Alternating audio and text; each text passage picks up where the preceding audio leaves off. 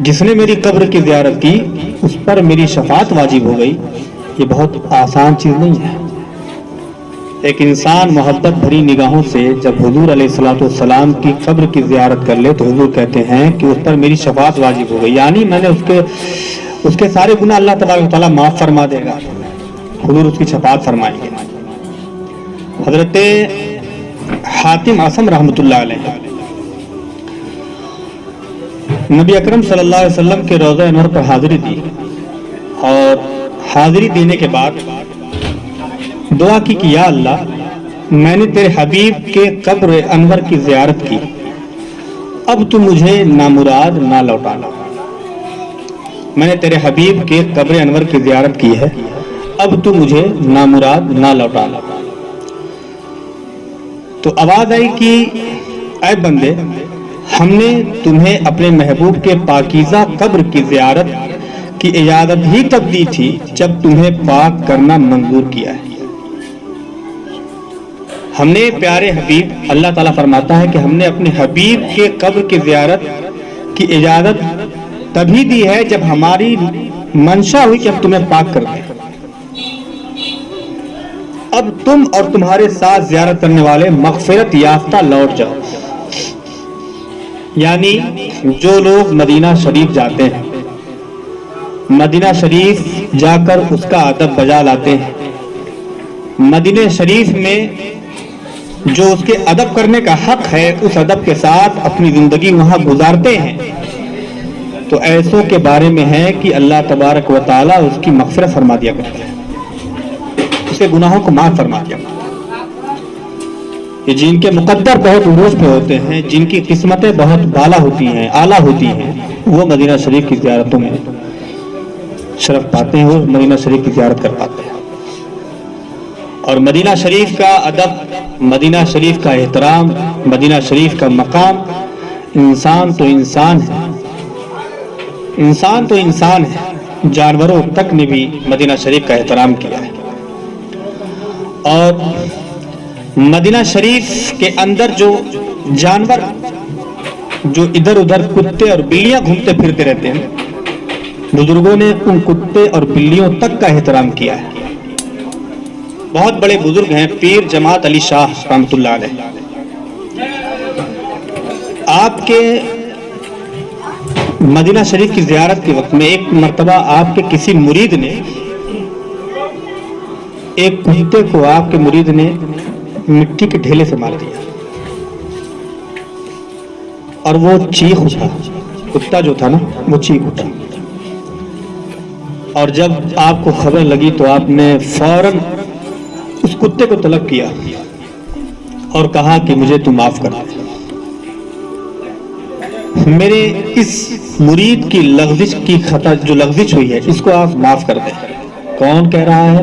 بہت بڑے بزرگ ہیں. کس سے کہہ رہے ہیں؟ مدینہ شریف میں رہنے والے کتے سے کہہ رہے ہیں. کتنا بڑا مقام ہے. جب اس شہر میں رہنے والے کتے کا یہ مقام ہے تو شہر میں رہنے والے انسانوں کا کیا مقام ہے، جس کو اللہ تبارک و تعالیٰ نے اشرف المخلوقات بنایا ہے. اور مدینہ کی یادیں، مدینہ کی باتیں، مدینہ کے جو ذکر ہیں وہ انسان کے روح کی غذا ہے. اب سنیں، بہت بڑے عالم نے بیان کیا تھا اس چیز کو کہ جانوروں تک نے محبت کیا ہے نا مدینہ سے، جان دینا گوارا کیا ہے مگر مدینہ چھوڑنا گوارا نہیں کیا ہے. سنیں اور اپنے ایمان میں اجالا پیدا کریں، روشنی پیدا کریں، اپنے ایمان میں قوت پیدا کریں.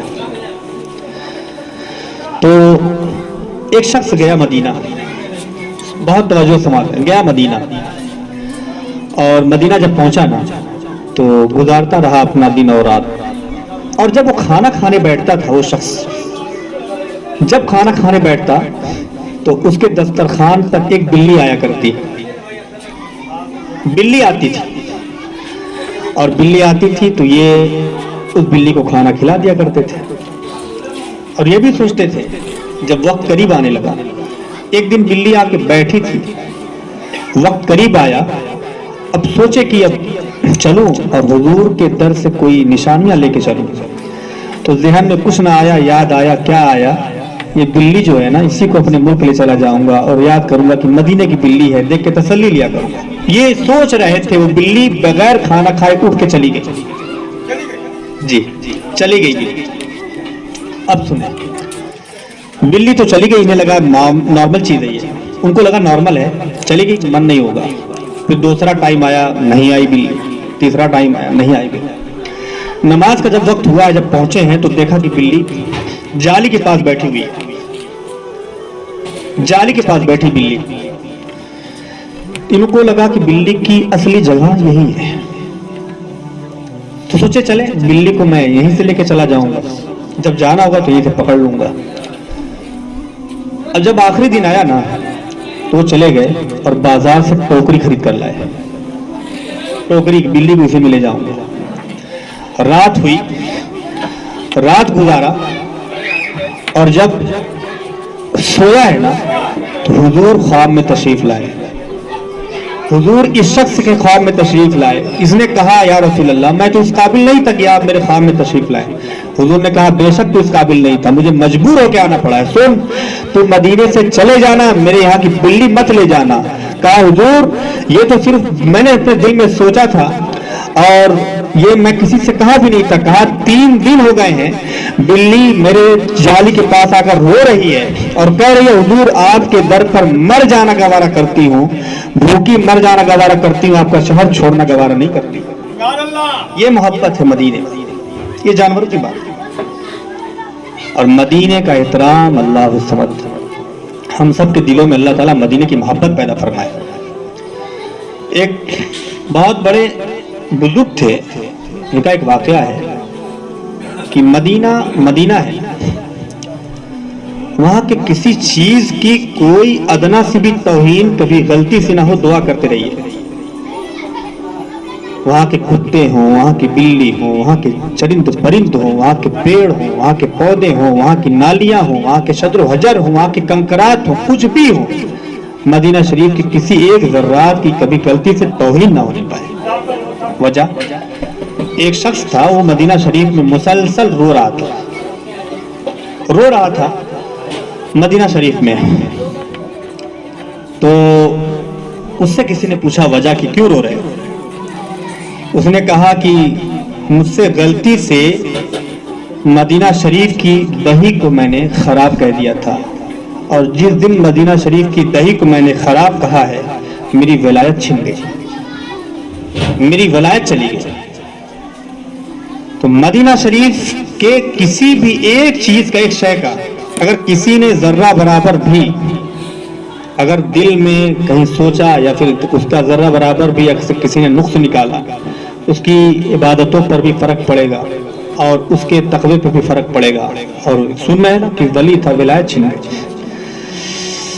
حضرت بلال بن حارث رضی اللہ تعالیٰ عنہ سے روایت ہے کہ نبی پاک صلی اللہ علیہ وسلم نے فرمایا کہ مدینہ منورہ میں، مدینہ کا مقام دیکھیں کہ مدینہ منورہ میں رمضان شریف کا 1 مہینہ گزارنا دیگر شہروں میں رمضان کے 1000 مہینے گزارنے سے بہتر ہے.